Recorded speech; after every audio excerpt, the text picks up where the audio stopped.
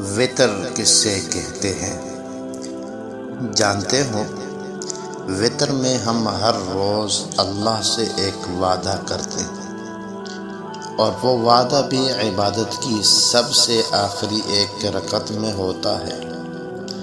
دعائے قنوت ایک عہد ہے، اللہ سبحانہ و تعالی کے ساتھ ایک معاہدہ ہے، ایک وعدہ ہے۔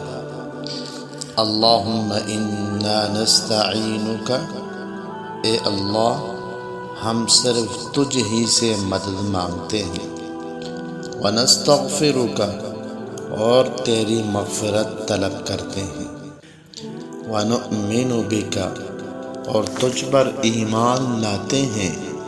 ونتوکل علیک، اور تجھ پر ہی توکل کرتے ہیں۔ ونثنی علیک الخیر، اور تیری اچھی تعریف کرتے ہیں۔ ونشکرک، اور ہم تیرا شکر ادا کرتے ہیں۔ ولا نکفرک، اور ہم تیرا انکار نہیں کرتے۔ ونخلع، اور ہم الگ کرتے ہیں۔ ونترک من یفجرک، اور ہم چھوڑ دیتے ہیں اس کو جو تیری نافرمانی کرے۔ اللہم ایاک نعبد، اے اللہ ہم خاص تیری ہی عبادت کرتے ہیں۔ ولک نصلی، اور تیرے لیے نماز پڑھتے ہیں۔ ونسجد، اور ہم تجھے سجدہ کرتے ہیں۔ وإلیک نسعی، اور ہم تیری طرف دوڑ کر آتے ہیں۔ ونحفظ، اور ہم تیری خدمت میں حاضر ہوتے ہیں۔ ونرجو رحمتک، اور ہم تیری رحمت کی امید رکھتے ہیں۔ ونخشی عذابک، اور ہم تیرے عذاب سے ڈرتے ہیں۔ ان عذابک بالکفار ملحق، بے شک تیرا عذاب کافروں کو پہنچنے والا ہے۔